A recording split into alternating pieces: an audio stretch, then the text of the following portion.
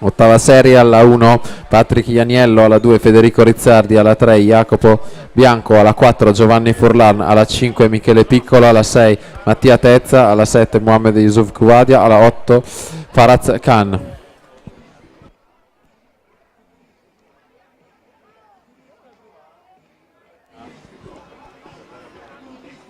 Mion, Cappelletto e Cavinato in zona premiazioni.